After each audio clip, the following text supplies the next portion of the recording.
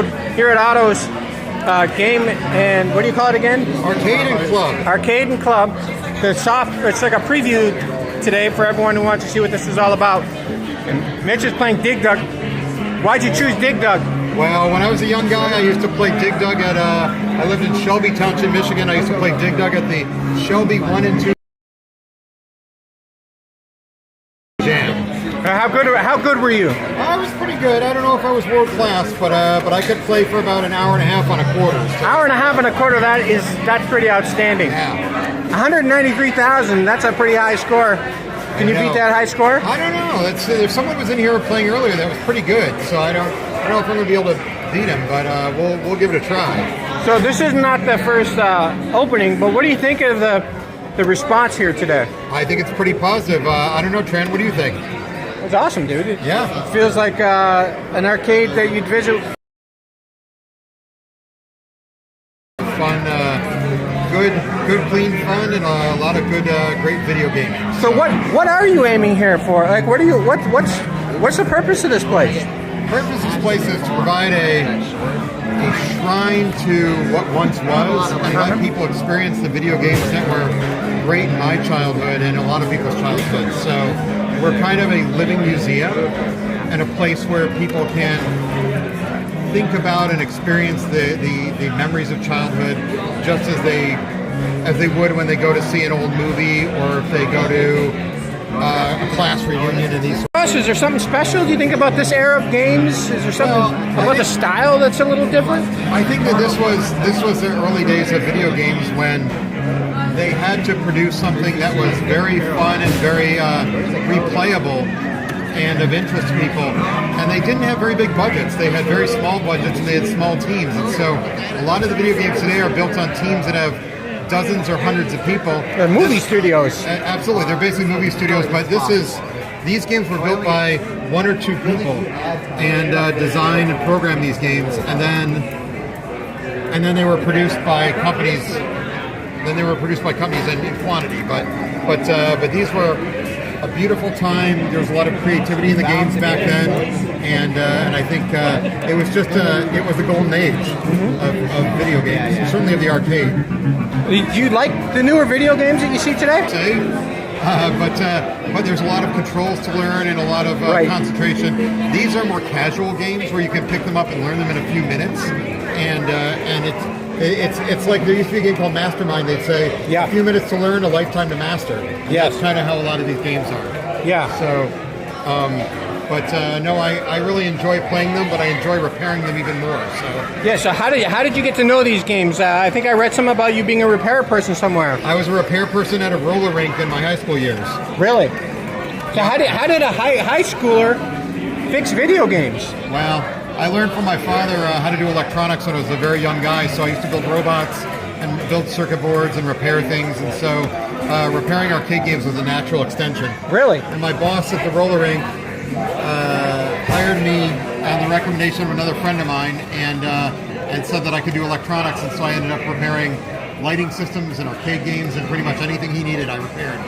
Did you fix these joysticks that tend to go bad so fast? I can fix joysticks, I can fix circuit boards, we can do monitors, I mean, you name it, I can fix it. So how much time do you, I mean, to me, I played Joust, I played Wizard of War, two of the many games here I played when I was young.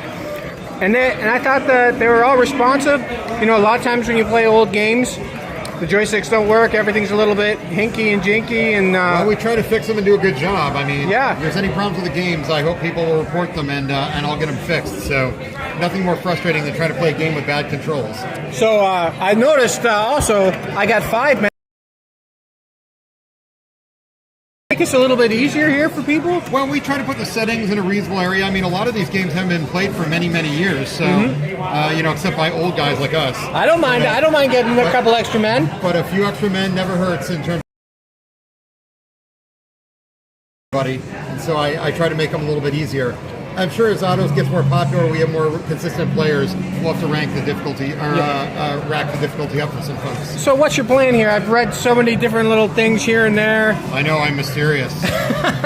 No, but it sounds like you're going to do rentals for parties, and then open it up every once in a while just for for the heck of it? And Yep, we've got a lot of corporate rentals and birthday parties kind of scheduled already, and we're looking for any more. But so if you're looking to have a party here, we're ready to handle it. We'll also open it up for some public sessions every once in a while, like this one, and it'll be a lot of fun just so everybody can access it. But I hope to share these games I've been collecting since the late 80s with everybody, so everyone can have fun and see what I see about them. So you can find the website. It's on your Facebook page. Phone number's on your Facebook page, and call up and do rentals. And you've done rentals? We've done rentals already. How've they gone? What's the response been like? Everybody loves it. People bring in food. People have sodas. They have waters. We have all sorts of things going on here. People relax. They go out on the deck and smoke cigars, and it's been a pretty fun time so far. So. How'd you get all these games? I mean, I've been collecting since 1987 or 88. Collecting just for fun, or? I've been collecting, going to auctions, going to garage sales, going to shipping them in from around the world. So I've got everything from very common games like Dig Dug to really, really rare games like Typing of the Dead, and so ones that are historically relevant, ones that are technically relevant, ones that are fun and people like Pac-Man. And so, but I kind of cut it back to about 80 games, 80 games. So. And how many are in here? Right now we're at about 45, 50 games. Yep. But I've got some more to bring over, and we've got some space to expand here. So. Okay. So, I was going to ask, what was I going to ask? Something to do with, I don't know. Must have been very important. No, I don't know. It was just a standard question. But anyway, awesome. Congratulations. You must be tickled pink to see not only people our age in here doing this.